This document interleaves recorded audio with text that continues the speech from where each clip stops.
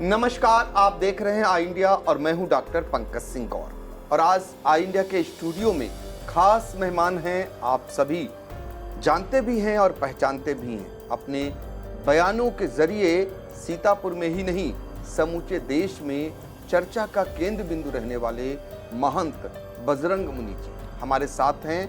आपका बहुत बहुत स्वागत है। जी भैया, बहुत धन्यवाद सर। मेरा पहला सवाल ये है कि आप हमेशा अपने बयानों के जरिए सुर्खियों में रहते हैं। क्या वो बयान आपको लगता है कभी कि विवादित भी होते हैं? देखिए भैया, मैं सदैव अपने धर्म की बात करता हूँ और मैं ये सोचता हूँ कि जहाँ से हमारा धर्म सुरक्षित रहे। एक प्रकार से आप समझ सकते हो टिट फाट टैट, जैसे को तैसे, क्योंकि मुझे ये मालूम है ये कलीकाल है और इसमें जवाब देना या अपने धर्म के लिए आवाज़ उठाना ही मुख्य केंद्र रहता है। इसलिए मैं अपने धर्म के ऊपर हो रहे आघातों के खिलाफ आवाज़ उठाता हूँ, लेकिन उसे दुनिया विवादित समझ ले, अब चाहे जो समझ ले, अब क्या बताएं। चलिए शुरुआत करेंगे। बहुत सारे लोग आपके बारे में जानना चाह रहे हैं, क्योंकि आपने जिस तरीके से खैराबाद में आप यहाँ आए और बहुत सारे लोग आपके चाहने वाले हो गए। बैक उसमें जाएं तो पूरा आदमी जानना चाहता है कि महंत जी के बारे में, कि महंत जी कौन हैं। और फिर जब खैराबाद आए तो आपका यहाँ आकर के क्या क्या काम ऐसे रहे जिसके जरिए आपके इतने सारे अनुयायी बन गए? देखिए भैया, मैं जो है, मेरा जन्म इंदौर में हुआ। मेरे पिताजी मध्य प्रदेश पुलिस विभाग में थे, अब रिटायर हो चुके हैं। और रहने वाले प्रॉपर हम लोग प्रतापगढ़ जिला है, जो बहुत ही प्रसिद्ध जिला है। उसके बारे में कहा भी जाता है 100 पढ़ा ना एक प्रतापगढ़। जो थोड़ा भी पढ़ा वो दवियों से बड़ा, इतना कहा जाता है। और राजा भैया भी वहाँ के। हाँ, एक लोग अलग छवि अलग कहें, लेकिन मैं तो कहता हूँ कि ऐसा चरित्र पूरे भारत में किसी का ना हुआ है ना होगा।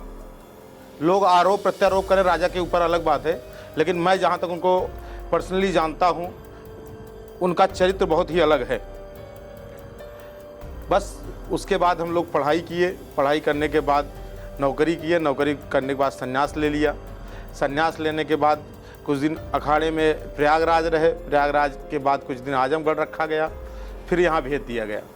यहाँ भेजने के बाद स्थिति ये आई कि जहाँ हम जिस स्थान पे हैं वहाँ पूर्व में 3 संतों की जो है हत्या, कुश मुनि की और राम मुनि की, और उसके बाद जो है एक संत की हत्या, और उनको नेपाली बाबा बंगाली बाबा के नाम से कहते थे, उनकी हत्या हो चुकी थी। 3 संतों की हत्या हो चुकी थी। बहुत ही विवादित स्थल था। अखाड़े में कहा गया कि वो स्थल है डूबता चला जा रहा है, हो सकता है कि वो स्थल अब बचे ना। मुझे कहा, और लोगों को भी बताया गया कि वो ऐसा स्थान है, क्या उसे कोई बचा पाएगा या वहाँ कोई जाना चाहेगा। लेकिन एक बात है, वहाँ अगर कोई जाता है तो अपने प्राणों को यहीं रख के जाए। ऐसा क्यों? इसलिए कि यहाँ पूर्व में 3 हत्याएं हो चुकी थी और एक विशेष समुदाय का जो है बाहुल्य क्षेत्र है, उसे सब जानते हैं। क्योंकि कहा जाता है कि अगर वहाँ 2 मज़ारें होती तो ये मक्का के बराबर स्थान होता। लोग इतना तक खैराबाद के बारे में कहते हैं कि अगर 2 मज़ारें यहाँ और हो गई होती तो मक्का का जैसा स्थान होता। इसीलिए इसको औरंगजेब ने अवध की राजधानी भी बनाई थी। वो चाहता तो लाहौरपुर को बना सकता था, किसी अन्य को बना सकता था, लेकिन विशेष खैराबाद ही, जो मुस्लिम में अगर कहा जाए सीतापुर में पहली बार अगर मुस्लिमों की उपलब्धि पाई गई, अगर कहीं मुस्लिम पहले पाए गए तो खैराबाद में पाए गए। तो आपको अच्छा ये बताइए कि मुस्लिम विरोधी क्यों कहते लोग इतना? नहीं, ये कहना बहुत गलत है। देखिए, मैं मुस्लिम का थोड़ा भी विरोधी नहीं हूँ, क्योंकि मैं मुसलमान का या इस्लाम का उतना ही सम्मान करता हूँ जितना कोई मुसलमान किसी हिंदू धर्म के सम्मान करता है। मैं उतना ही पैगंबर को भी मानता हूँ जितना वो हनुमान को मानते हैं। मैं मस्जिद का उतना ही सम्मान करता हूँ जितना वो मंदिर का सम्मान करते हैं। अब ये निश्चित करना है कि वो कितना सम्मान करते हैं। अगर वो सम्मान नहीं करते तो हम सम्मान नहीं करते।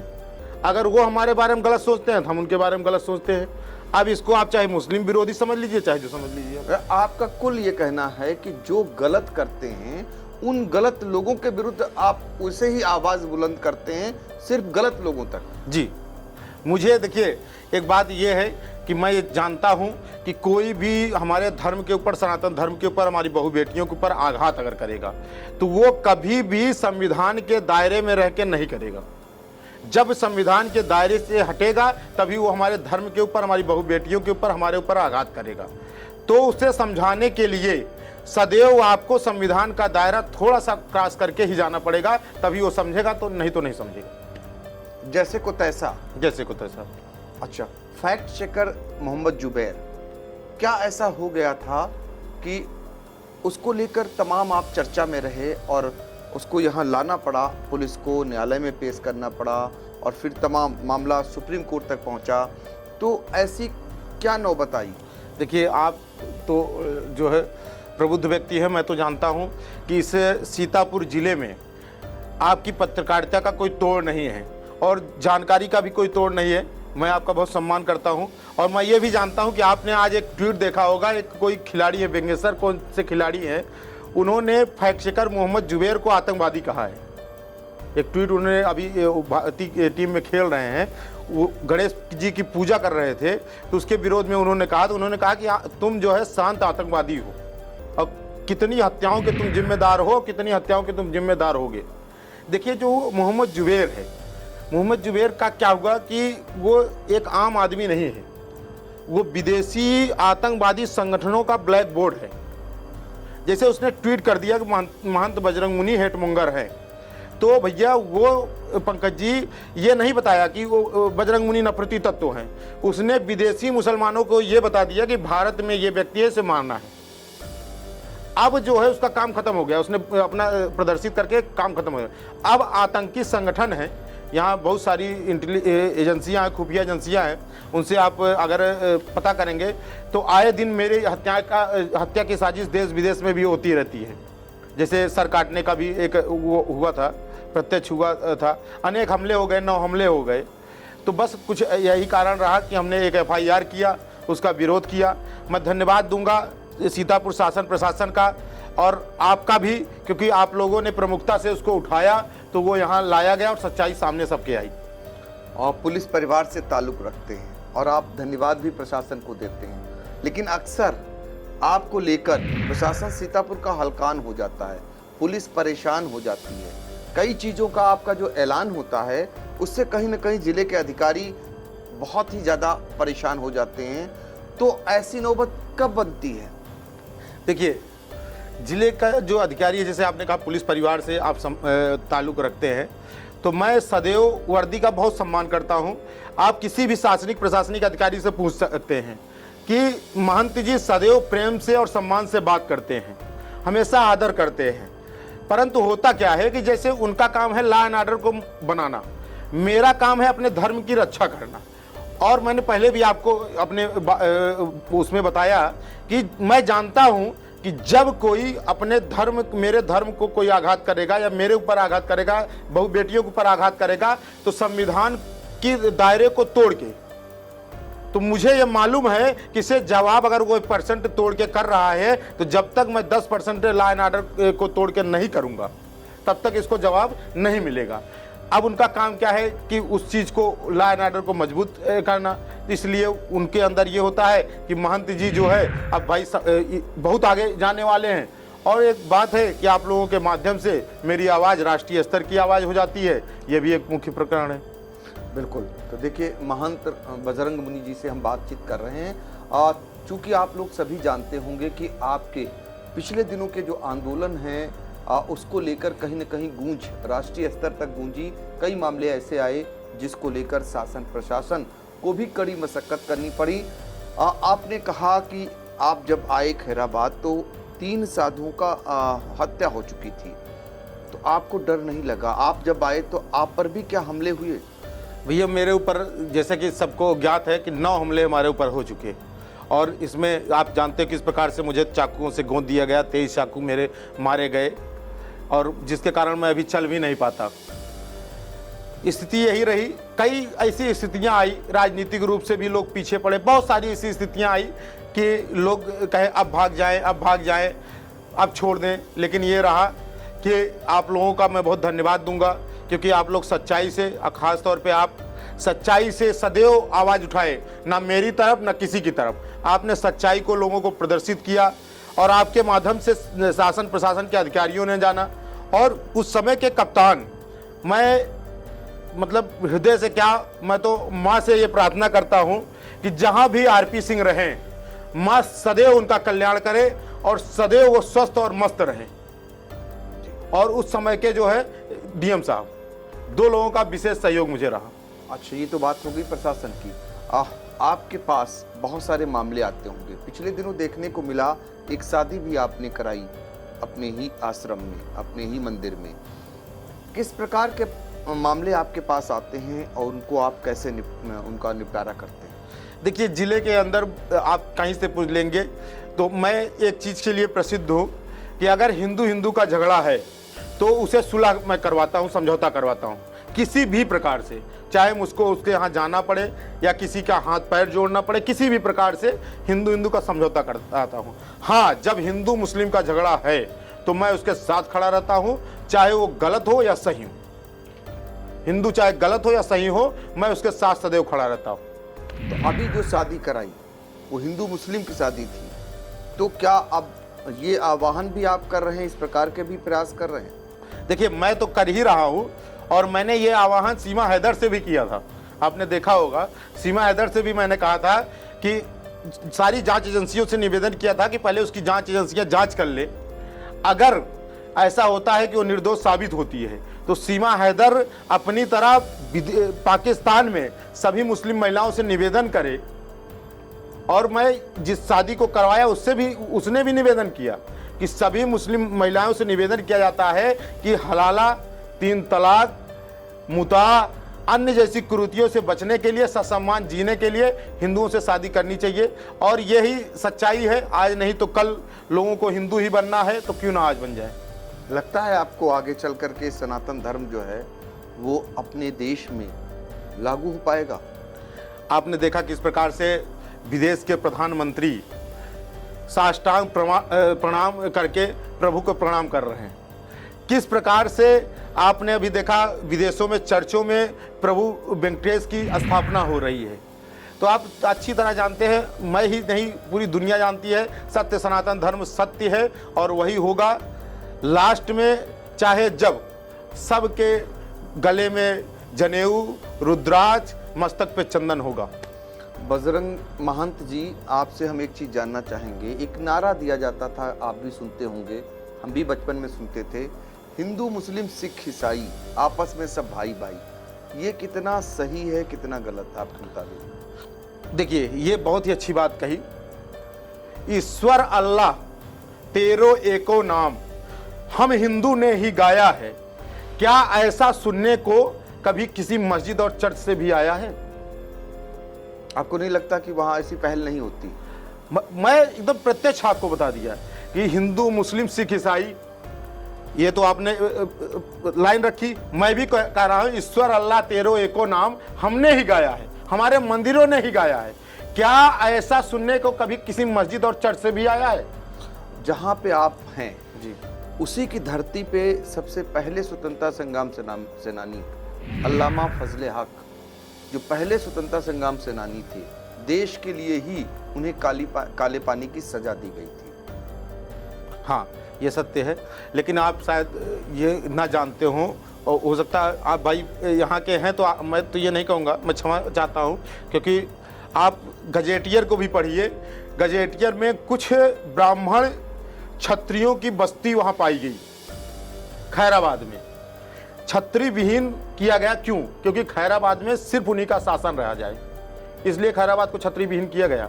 आज 1 ही 2 घर हमारे यहाँ छत्री हैं और छत्री आपको मिलेंगे नहीं खैराबाद में। तो कहीं ना कहीं मैं ये मानता हूँ कि फजले हक जी कहीं ना कहीं हमारे क्षत्रियों और ब्राह्मणों के बीच में उनके धर्म और संस्कार को समझते थे और मानते थे। वही धर्म और संस्कार उनके अंदर आए और राष्ट्र के प्रति वो जो है सजग हुए। कहीं ना कहीं थे कुछ न कुछ। बिस्मिल्लाह खान साहब की अगर बात करें, उनका भी नाम आता है इसमें। मैं फिर से आपको कहूँगा कि अब्दुल कलाम जी भी थे, लेकिन कैसे थे? वो भागवत पढ़ते थे, श्री रामचरितमानस को पढ़ते थे, तब वो थे। कहीं वो अन्य किताबों को पढ़ते या अन्य मजहब की तरफ ध्यान देते, कभी वो राष्ट्र और धर्म की सेवा नहीं कर सकते।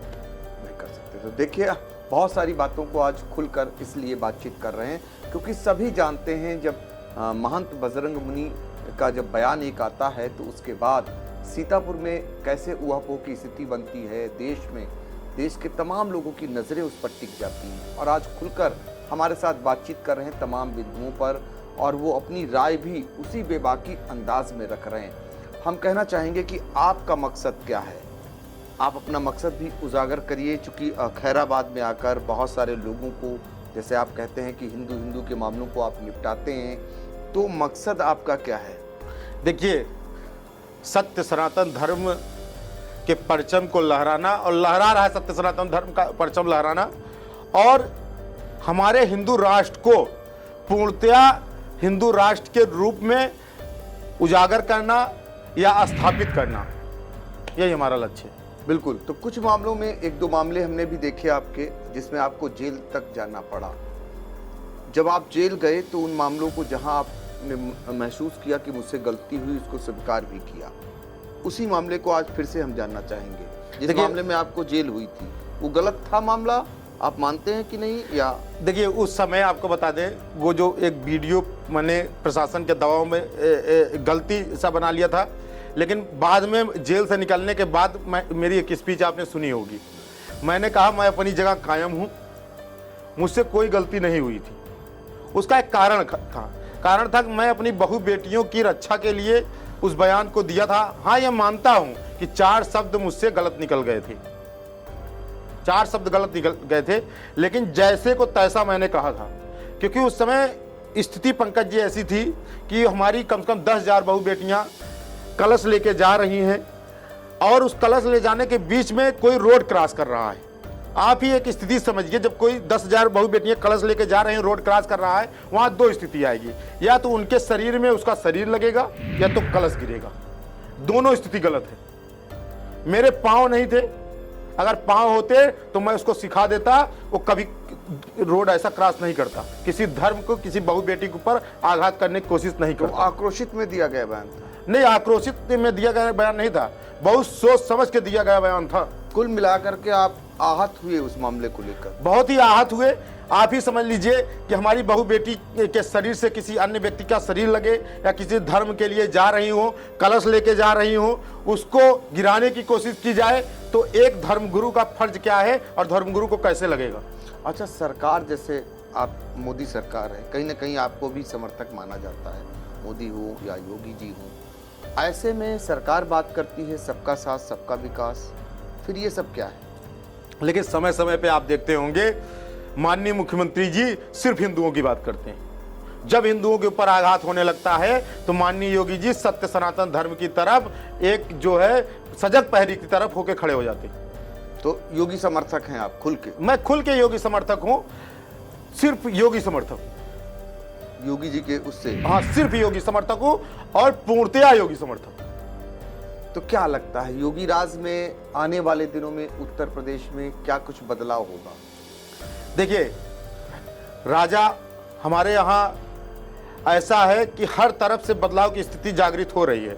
हाँ, मैं ये मानता हूँ, मैं बहुत प्रत्यक्ष कहता हूँ, स्पष्टवादी व्यक्ति हूँ, कि कुछ नेता लोग या कुछ अधिकारी उनकी छवि को खराब कर रहे हैं, और उसका कारण है छवि को खराब करना, क्योंकि वो जानते हैं कि उनकी लोलुपता, उनकी संलिप्तता, उनका भ्रष्टाचार महाराज जी के आगे नहीं चढ़ पा रहा है। तो ऐसा क्या किया जाए कि दोबारा महाराज जी की कुर्सी पर न बैठ पाए। लेकिन मैं आपके चैनल के माध्यम से आज इसी स्टूडियो में बैठ के कह देना चाहता हूं, ऐसे नेताओं और ऐसे अधिकारियों को कुछ ही सालों बाद महाराज जी जब देश की सबसे बड़ी कुर्सी पर बैठेंगे तो तुम्हें इस देश में कहीं जगह नहीं मिलेगी। तो आपका इशारा कहीं ना कहीं यह है कि उत्तर प्रदेश के मुख्यमंत्री योगी आदित्यनाथ आने वाले समय में प्रधानमंत्री बनेंगे? बनेंगे नहीं, बने बनाए हैं, बस बैठना है। ये आप दावे के साथ कह रहे हैं? दावे के साथ कह रहे हैं। अभी से? अभी से। तो अभी तो ये मान रहे हैं कि योगी जो मोदी जी हैं उनका कार्यकाल ये पूरा होगा, उसके बाद ही तय हो पाएगा। देखिए, मोदी जी के कार्यकाल के बाद योगी जी का बैठना निश्चित है और निश्चित हो गया है।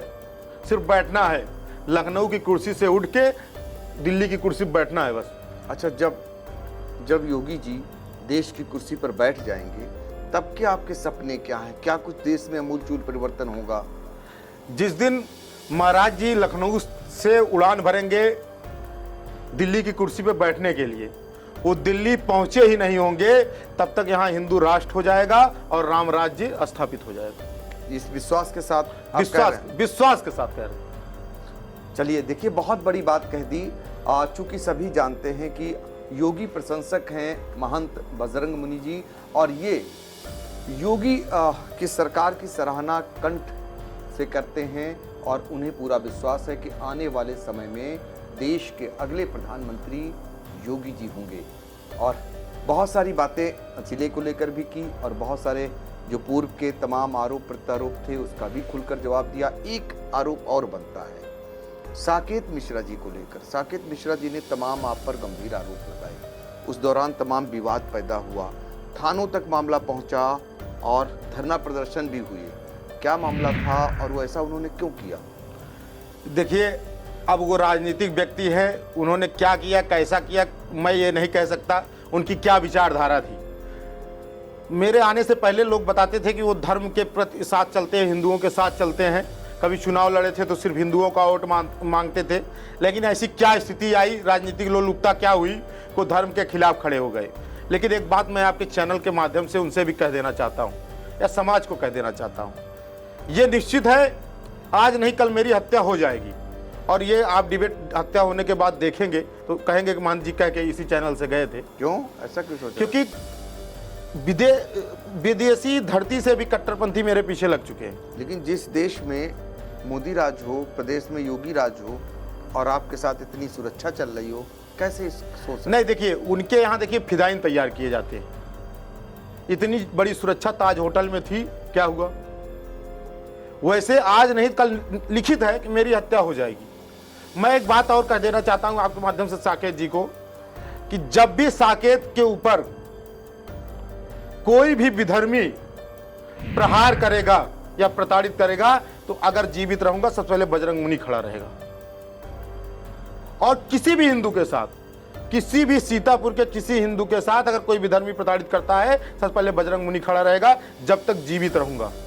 और आप याद करेंगे मेरी हत्या होने के बाद कि बजरंग मुनि जी इसी चैनल से मेरे सामने ही कह के गए थे, क्योंकि यहाँ बहुत सारी एजेंसियां हैं, आप भी पता कर सकते हो, मैं भी पता करता रहता हूँ, मेरे भी बहुत सारे संपर्क सूत्र हैं दिल्ली से लेके हर जगह कि आज कहीं हत्या का प्लान बन रहा है, कल कहीं हत्या का प्लान बन रहा है। तो माई की जब तक कृपा है, आप लोगों का जब तक प्रेम है तब तक प्राण है। जब प्राण नहीं रहेंगे तो आप लोग भी और आपके जो दर्शक देख रहे हैं वो भी सोचेंगे कि महाराज जी इसी चैनल से कह के गए थे। मेरा साकेत जी से ना तो कोई दुश्मनी है, साकेत जी अलग बातें राजनीतिक लोलुपता के कारण अपने हृदय में रखें, क्या है क्या नहीं है, लेकिन जब भी उनको विधर्मी कोई परेशान करेगा तो सबसे पहले बजरंग मुनि के साथ खड़ा रहेगा। अच्छा, आप हिंदुओं की बात कर रहे हैं, इस देश में हिंदू मुसलमान दोनों रह रहे हैं, मुसलमान कहाँ जाए? देखिए, मुसलमान रह नहीं रहे हैं, ये कहना गलत है। मुसलमान रह ही नहीं रहा है देश में, मुसलमान इस देश को खंडित कर रहा है और मुसलमान इस देश को नष्ट कर रहा है और एक नए राष्ट्र के लिए उसमें सभी आ रहे हैं आपके मुताबिक? मैं सभी को कह रहा हूं। देखिए, आप किसी एक अच्छे मुसलमान को बुला लीजिए, यहाँ मेरे सामने बैठा दीजिए, आप मेरे यहाँ आइए, सारे धर्मों की किताबें मैं पढ़ता हूँ और सबके बारे में जानता हूँ। एक मुसलमान बता दे गजवे हिंद का मतलब क्या होता है। लेकिन जो लोग सेवा कर रहे हैं कहीं ना कहीं किसी पदों पे बैठे हुए हैं, जैसे आपने अभी कहा अब्दुल कलाम साहब का नाम लिया, तो बहुत सारे ऐसे भी हैं जो सेवा कर रहे हैं डॉक्टर के रूप में, इंजीनियर के रूप में, या अभी बहुत सारे वैज्ञानिक के रूप में। ये सब क्या है? हाँ, मैंने पहले ही बताया, ऐसे लोग जो श्रीमद् भागवत गीता को, रामचरितमानस को पढ़ ले रहे हैं या उनका कोई पड़ोसी कोई हिंदू है उसके संस्कार के बीच में आ रहे हैं, उसके संस्कार को समझ रहे हैं या अपने पूर्वजों के संस्कार को समझ रहे हैं, तभी वो राष्ट्र की सेवा कर रहे हैं। वो फिर मुस्लिम भी नहीं है, उनको जो सच्चा मुसलमान है वो भी उनको काफिर मानता है। इस पृथ्वी पे जीने का अधिकार हमारे अनुसार क्या है? सनातन धर्म के अनुसार सर्वजन हिताय सर्वजन सुखाय, लेकिन इस्लाम के अनुसार इस पृथ्वी पे जीने का अधिकार सिर्फ मोमिन और को है। इस्लाम ने इंसान जात को दो भागों में बांटा, मोमिन और काफिर। मोमिन कौन है? जो अल्लाह को मानता है, मिकाइल को मानता है, जिब्राइल को मानता है, मक्का को मानता है, मदीना को मानता है, 5 वक्ता नमाज करता है, वो तो क्या है? मोमिन है। और जो इन चीज़ों को नहीं मानता वो काफिर है। तो इस पृथ्वी पे जीने का अधिकार काफिरों को है नहीं, हमको आपको जीने का अधिकार नहीं है, हमको आपको ही नहीं, माननीय मुख्यमंत्री जी को, हमारे देश के प्रदेश के डीजीपी को, हमारे प्रदेश के मुख्य सचिव को, वो भी उनके अनुसार काफी रहे और ज्यादा साक्ष्य की आवश्यकता नहीं है। अभी आपने देखा एक आपके यहाँ का हिस्ट्री सीटर किस प्रकार से पेशी पे आ गया और कहीं ना कहीं उसके साथ उसके धर्म के एक दो लोग थे। लेकिन योगी जी ने भी किसी को मंत्री बना रखा है, वो भी मुस्लिम है। अब फिर मैं आपको बताना चाहता हूं, वो योगी जी के सानिध्य में रह के सनातन धर्म के संस्कार को समझ रहा है, सनातन धर्म के संस्कार को समझ रहा है। अब ये कहने का मतलब जो हमारे झंडे के नीचे आ जाए वो रह जाए। नहीं, झंडे के नीचे ना आ जाए, ना, ये कहना बहुत गलत है। झंडे के नीचे आ जाएगा तो वो अपने पूर्वजों को जान ही जाएगा, वो तो सनातनी हो जाएगा, हिंदू हो जाएगा। आपको मानने लगे, आपके अनुसार पूजा पाठ करने लगे। नहीं, मानने ना लगे, देखिए वो जब मानने लगेगा तो वो तो हिंदू हो जाएगा, वो फिर अपने पूर्वजों को जान जाएगा।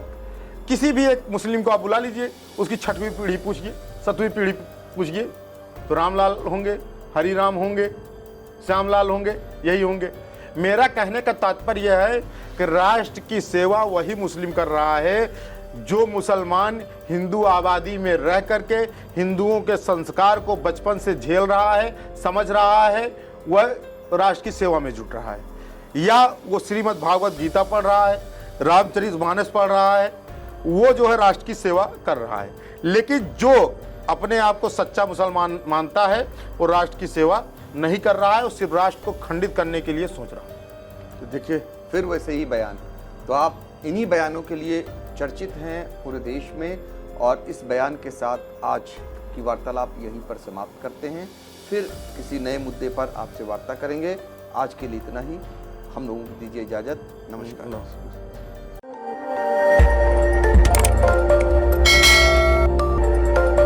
खबर आपकी, नजर हमारी। देखते रहिए आई इंडिया।